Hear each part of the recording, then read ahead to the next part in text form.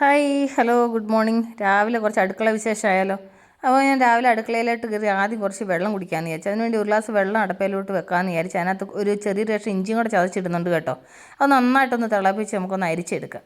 അരിച്ചെടുത്തതിന് ശേഷം ഇതിലേക്കാണെന്നുണ്ടെങ്കിൽ കുറച്ച് നമുക്ക് മഞ്ഞൾപ്പൊടി ചേർത്ത് കൊടുക്കുന്നുണ്ട് ഞാൻ. അത് കഴിഞ്ഞിട്ടാണ് ചെറിയൊരു സ്പൂണിന് ഒരു സ്പൂൺ മഞ്ഞൾപ്പൊടി, അതേ സ്പൂണിന് ഇച്ചിരി കുരുമുളക് പൊടിയും കൂടെ ചേർത്ത് കൊടുക്കുന്നു. ഇത് നന്നായിട്ട് മിക്സ് ചെയ്തതിന് ശേഷം ഇതിലേക്ക് വേണമെന്നുണ്ടെങ്കിൽ ഒരു തുള്ളി തേനും കൂടെ ചേർത്ത് കൊടുക്കാം. അത് നിങ്ങളുടെ ഇഷ്ടം. അപ്പോൾ ഞാനിപ്പോൾ ഒരു ഡ്രോപ്പ് തേനും കൂടി ഇതിൻ്റെ കൂടെ ചേർക്കുന്നുണ്ട്. എന്നിട്ട് നന്നായിട്ട് മിക്സ് ചെയ്ത് ചെറുതായിട്ട് തണുക്കട്ട്. ആ നേരത്തെ രാവിലത്തെ ബ്രേക്ക്ഫാസ്റ്റിനുള്ള പരിപാടി നോക്കാം. അപ്പോൾ ഞാൻ ഒരു കപ്പ് പട്ടാണി നന്നായിട്ട് കുതിർത്തതാണ്. അതിനകത്ത് ആവശ്യത്തിന് ഉപ്പും അതുപോലെ തന്നെ 1/4 ടീസ്പൂൺ മഞ്ഞൾപ്പൊടി, 1/2 ടീസ്പൂൺ കായവും കൂടെ ചേർത്ത് നന്നായിട്ട് മിക്സ് ചെയ്ത് കുക്കർ നമുക്ക് അടച്ച് വെച്ചിട്ട് ഒരു 7 വിസിലടുപ്പിച്ച് നന്നായി വേവിക്കാം. ഇത് രാത്രി മൊത്തം കുതിർത്ത പട്ടാണി ആയതുകൊണ്ട് വേഗം വേവും. അപ്പോൾ ഞാനത് പട്ടാണി വേവാൻ വെച്ചിട്ട് ഈ വെള്ളം കുടിക്കാമെന്ന് വിചാരിച്ചിട്ട് ഞാൻ ഇരുന്ന കേട്ടോ. ഞാനാണെങ്കിൽ ഇതിപ്പം കുറേ ദിവസമായിട്ട് ഞാൻ സ്റ്റാർട്ട് ചെയ്തതാണ് ഇതിങ്ങനെ കുടിക്കാനെ കൊണ്ട്. പക്ഷേങ്കിൽ എനിക്കത് നന്നായിട്ട് നല്ലതെന്ന് തോന്നുന്നു. കാരണം വെച്ച് കഴിഞ്ഞാൽ കൊണ്ട് നമ്മുടെ വയറ്റിൽ ഗ്യാസ് ഫോം ആവുന്നതൊക്കെ കുറയാനും അതുപോലെ തന്നെ ആണെന്നുണ്ടെങ്കിൽ ഫാറ്റൊക്കെ ബേൺ ആവാനും എല്ലാത്തിനും ഏറ്റവും നല്ലതാണ്. അത് കഴിഞ്ഞ് പട്ടാണിക്കുള്ള മസാല അങ്ങ് തയ്യാറാക്കാമെന്ന് വിചാരിച്ചു. അതിന് പാനടപ്പ് വെച്ച് ഇതിലേക്ക് 2 ടീസ്പൂൺ എണ്ണ ഒഴിച്ച് കുറച്ച് കടുക് ഇട്ട് കൊടുത്തു. അതിലേക്ക് കുറച്ച് കറിവേപ്പിലയും കൂടി ഇട്ട് കൊടുത്തു. എന്നിട്ട് ഒരു സവാള ചെറുതായിട്ട് അരിഞ്ഞ് ഇട്ട് കൊടുത്തു. ഇത് ഇത്രയും കൂടെ നമുക്ക് നന്നായിട്ടൊന്ന് ഫ്രൈ ചെയ്യണം. ഞാൻ പട്ടാണി കുക്കർ ഒരു 7 വിസിൽ അടുപ്പിച്ചിട്ട് ഓഫ് ചെയ്തിട്ടിട്ടുണ്ട്. അപ്പോൾ അത് നന്നായിട്ട് വേവട്ട്. ആ നേരത്തിന് മസാല റെഡിയാവും. കണ്ടില്ല, അപ്പോൾ സവാള നന്നായിട്ട് ഫ്രൈ ആയിട്ടുണ്ട്. ഇനി നമുക്ക് ഇതിൻ്റെ കൂടെ ഒരു ടീസ്പൂൺ ഇഞ്ചി വെളുത്തുള്ളി പേസ്റ്റ് കൂടെ ചേർത്ത് കൊടുക്കാം. എന്നിട്ട് അതും കൂടി ഇതിൻ്റെ കൂടെ ഇട്ട് നന്നായിട്ട് മിക്സ് ചെയ്തിട്ട് അതിൻ്റെ പച്ചമണമൊക്കെ പോകണം. കണ്ടില്ല, അപ്പോൾ നന്നായിട്ട് അത് മിക്സ് ചെയ്ത് എന്നിട്ട് ഇതിലേക്ക് ഒരു തക്കാളി ചെറുതായിട്ട് അരിഞ്ഞത് ഇത് ഇത്രയും കൂടെ ചേർത്തിട്ട് നമുക്ക് നന്നായിട്ടൊന്ന് വഴറ്റിയെടുക്കാം. അതിൽ അപ്പോൾ നന്നായിട്ട് വഴണ്ട് വന്നിട്ടുണ്ട്. ഇനി നമുക്കിതിലേക്ക് 2 പച്ചമുളക് കീറിയതും കൂടി ഇട്ട് കൊടുക്കുന്നുണ്ട്. എന്നിട്ട് ഇത് നന്നായിട്ട് നമുക്കൊന്ന് മിക്സ് ചെയ്തതിന് ശേഷം ഇനി നമുക്കിതിലേക്ക് മസാലകൾ ചേർത്ത് കൊടുക്കണം. അപ്പോൾ നമുക്ക് തീ കുറച്ച് വെച്ചിട്ട് ഇതിലേക്ക് ഞാൻ മുളക് പൊടി ഒരു 2.5 ടീസ്പൂൺ മുളക് പൊടി ചേർത്ത് കൊടുക്കുന്നുണ്ട്. അതുപോലെ തന്നെ മല്ലിപ്പൊടി, അതുപോലെ തന്നെ 2.5 ടീസ്പൂൺ മല്ലിപ്പൊടി ചേർക്കുന്നുണ്ട്. എന്നിട്ട് അതിൻ്റെ കൂട്ടത്തിലാണെങ്കിൽ ഒരു 1/4 ടീസ്പൂൺ മഞ്ഞൾപ്പൊടി, ഒരു 1/2 ടീസ്പൂൺ ഗരം മസാല. മഞ്ഞൾപ്പൊടി നമ്മൾ പട്ടാണി വേവിക്കാൻ നേരത്ത് ചേർത്തായിരുന്നു, അതുകൊണ്ടാണ് ഞാൻ 1/4 ടീസ്പൂൺ ചേർത്തത്. എന്നിട്ട് നന്നായിട്ട് മിക്സ് ചെയ്തതിന് ശേഷം നമ്മൾ വേവിച്ച് വെച്ച പട്ടാണി ഉണ്ടല്ലോ അത് ഇതിൻ്റെ കൂടെ അങ്ങ് ചേർത്ത് കൊടുക്കുക. അത് ചേർത്തിട്ട് നന്നായിട്ട് മിക്സ് ചെയ്തിട്ട് ഇതിനെ ഞാൻ വേറൊരു പാത്രത്തിലോട്ട് അങ്ങ് മാറ്റുന്നുണ്ട്. കാരണം വെച്ച് കഴിഞ്ഞാൽ കൊണ്ട് ഒരു ചരുവത്തിലേക്ക് അങ്ങ് മാറ്റി. എന്നിട്ട് അതിലേക്ക് കുറച്ച് പട്ടാണി മിക്സിയുടെ ജാറിലോട്ട് ഇട്ടൊന്ന് അരച്ചുകൊണ്ട് വരാം. എന്നിട്ട് അരച്ചതും കൂടി ഇതിൻ്റെ കൂടെ ചേർത്തിട്ടാണെങ്കിൽ നമുക്ക് ആവശ്യത്തിന് വേണ്ടുന്ന വെള്ളം കൂടെ അങ്ങ് ചേർത്ത് കൊടുക്കാം. അപ്പോൾ ഞാൻ ആവശ്യത്തിന് വേണ്ടുന്ന വെള്ളം കൂടെ നന്നായിട്ട് ചേർത്തു. എന്നിട്ട് ഇത് നന്നായിട്ട് മിക്സ് ചെയ്തിട്ട് ഇനി ഇത് നന്നായിട്ട് തിളച്ചൊന്ന് കുറുകി ഒന്നുകൂടെ ഒന്ന് സെറ്റ് ആവട്ടെ. നമ്മൾ മസാലയൊക്കെ ചേർത്തതല്ലേ ഉള്ളൂ. കണ്ടില്ല, അപ്പം പട്ടാണി നന്നായിട്ട് തിളച്ച് കുറുകി നല്ല റെഡി ആയിട്ടുണ്ട്. എന്നിട്ട് ഇതിലേക്ക് ഞാൻ ലാസ്റ്റ് കുറച്ച് മല്ലിയില ചേർത്ത് കൊടുക്കുന്നുണ്ട്. അത് ഓപ്ഷണലാണ്, നിങ്ങൾക്ക് വേണമെങ്കിൽ ചേർത്താൽ മതി, അല്ലെങ്കിൽ സ്കിപ്പ് ചെയ്യാം കേട്ടോ.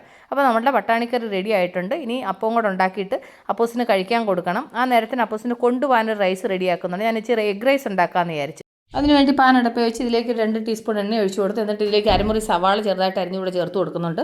എന്നിട്ട് ആ സവാള നന്നായിട്ട് നമുക്കൊന്ന് ഫ്രൈ ചെയ്തെടുക്കണം. സവാള ഫ്രൈ ആയതിനു ശേഷം ഇതിലേക്ക് നമുക്ക് ഒരു തക്കാളി ചേർക്കണം. അപ്പോൾ ചെറിയൊരു തക്കാളി ചെറുതായിട്ട് മുറിച്ച് അതുകൂടെ ചേർത്ത് കൊടുത്തു. ഇനി അത് നന്നായിട്ട് നമുക്കൊന്ന് വഴറ്റിയെടുക്കാം. അപ്പോൾ അതൊന്ന് വഴണ്ടി വരുന്ന നേരത്തിന് അതിനകത്ത് ചേർക്കാൻ ഇച്ചിരി മുട്ടയൊന്ന് ഫ്രൈ ചെയ്യണം. അതിന് വേണ്ടി ഒരു പാനിലേക്ക് ഇച്ചിരി എണ്ണ ഒഴിച്ച് എന്നിട്ട് അതിലേക്ക് 2 മുട്ട ഇട്ട് കൊടുത്ത് എന്നിട്ട് അതിലേക്ക് ഒരല്പം കുരുമുളക് പൊടി അതുപോലെ ഒരല്പം ഉപ്പും കൂടെ ചേർത്തിട്ട് ഇനി നമുക്ക് ഇതൊന്ന് ചിക്കി പൊരിച്ചെടുക്കണം. അപ്പോൾ അത് ചെറുതായിട്ടൊന്ന് പൊടിയായിട്ടൊന്ന് പൊരിച്ചൊന്ന് ഡ്രൈ ആക്കി എടുക്കാം. കണ്ടില്ല, അപ്പോൾ നന്നായിട്ട് ഡ്രൈ ആയിട്ടുണ്ട്. അതപ്പോൾ ഇത് വിടിരിക്കട്ടെ. അത് കഴിഞ്ഞ് നമ്മൾ വഴറ്റാൻ വെച്ച തക്കാളിയും സവാളയും നന്നായിട്ട് ഫ്രൈ ആയിട്ടുണ്ട്. എന്നിട്ട് ഇതിലേക്ക് മസാല ചേർത്ത് കൊടുക്കാം. 1/2 ടീസ്പൂൺ മല്ലിപ്പൊടി, 1/2 ടീസ്പൂൺ മുളക് പൊടി, 1/4 ടീസ്പൂൺ മഞ്ഞൾപ്പൊടി, അതുപോലെ തന്നെ 1/4 ടീസ്പൂൺ ഗരം മസാല. എന്നിട്ട് ഇതിലേക്ക് 1/2 ടീസ്പൂൺ സോയാ സോസും അതുപോലെ 1 ടീസ്പൂൺ ടൊമാറ്റോ സോസും കൂടെ ചേർത്ത് കൊടുക്കുന്നുണ്ട്. അത് ഇത്രയും കൂടെ ചേർത്ത് നന്നായിട്ട് മിക്സ് ചെയ്തതിന് ശേഷം നമ്മൾ ഫ്രൈ ചെയ്ത് വെച്ച മുട്ടയുണ്ടല്ലോ അതും കൂടെ അതിൻ്റെ കൂടെ തട്ടി കൊടുക്കുന്നുണ്ട്. എന്നിട്ട് അത് നന്നായിട്ട് നമുക്കൊന്ന് മിക്സ് ചെയ്യാം. മിക്സ് ചെയ്തതിന് ശേഷം ഇതിലേക്കാണെന്നുണ്ടെങ്കിൽ ലാസ്റ്റ് ആണെങ്കിൽ ഞാനൊരു അല്പം മല്ലിയിലയും കൂടെ ചെറുതായിട്ട് അരിഞ്ഞതുകൂടെ ചേർത്ത് നന്നായിട്ടൊന്ന് മിക്സ് ചെയ്തിട്ട് ഇതിലേക്കാണെന്നുണ്ടെങ്കിൽ നമ്മൾ വേവിച്ച് വെച്ചേക്കുന്ന ചോറൂടെ അങ്ങോട്ട് തട്ടിയിട്ട് നന്നായിട്ടൊന്ന് മിക്സ് ചെയ്ത് എടുത്ത് എന്നിട്ട് അത് എന്നിട്ടൊന്ന് ഉപ്പ് നോക്കണം കേട്ടോ. കാരണം വെച്ചാൽ നമ്മൾ ചോറ് വേവിക്കാൻ നേരത്ത് ഉപ്പ് ചേർത്തു, അതുപോലെ തന്നെ സവാള വഴറ്റാൻ നേരത്ത് ഇച്ചിരി ഉപ്പിട്ടായിരുന്നു. അപ്പോൾ ഉപ്പ് വേണമെന്നുണ്ടെങ്കിൽ ഉപ്പും കൂടെ ചേർത്ത് കൊടുക്കണം. അപ്പോൾ ആദ്യം നമുക്ക് ഈ മുട്ടയും ചോറും കൂടെ നന്നായിട്ടൊന്ന് മിക്സ് ആക്കണം. ഞാൻ അപ്പൂസിന് കൊണ്ടുപോകാനുള്ളത് മാത്രമാണ് ഞാനിപ്പോൾ റെഡിയാക്കി എടുത്തേക്കുന്നത്. അപ്പോൾ ഞാൻ ഉപ്പിൻ്റെ ടേസ്റ്റ് നോക്കിയൊക്കെ എനിക്ക് ഒരു അല്പം ഉപ്പിൻ്റെ കുറവുണ്ട്. അപ്പോൾ ഞാനൊരു തുള്ളി ഉപ്പും കൂടെ ഇട്ട് കൊടുത്തു. എന്നിട്ട് നമുക്ക് നന്നായിട്ടൊന്ന് മിക്സ് ചെയ്ത് റെഡിയാക്കി നമുക്ക് സ്റ്റൗ ഓഫ് ചെയ്യാം. മക്കളെ, എത്ര പെട്ടെന്ന് നമ്മൾ കണ്ടില്ലേ ഒരു വെറൈറ്റി ടേസ്റ്റിൽ ഒരു എഗ് റൈസ് ഉണ്ടാക്കിയിട്ടുണ്ടല്ലേ. നമുക്കൊക്കെ സ്കൂൾ ബോക്സ് പാക്ക് ചെയ്യുന്നൊക്കെ ഇതൊക്കെ സിമ്പിളായിട്ട് ചെയ്യാൻ പറ്റുന്നതാണ്. അപ്പോൾ നമുക്ക് ഈ ലഞ്ച് ബോക്സിലോട്ട് ഈ ചോറങ്ങ് ആക്കിയിട്ട് നമുക്കിത് പാക്ക് ചെയ്ത് അപ്പൂസിനെ അങ്ങ് സ്കൂളിൽ വിട്ടാലോ. അപ്പോൾ അപ്പൂസിൻ്റെ അപ്പ കുറേ നേരമായിട്ട് റോഡിൽ കാത്ത് നിൽക്കുകയാണ്. അങ്ങനെ അപ്പൂസ് റെഡി ആയിട്ട് അങ്ങനെ അപ്പൂസ് സ്കൂളിലേക്ക് പോകുന്നുണ്ട്.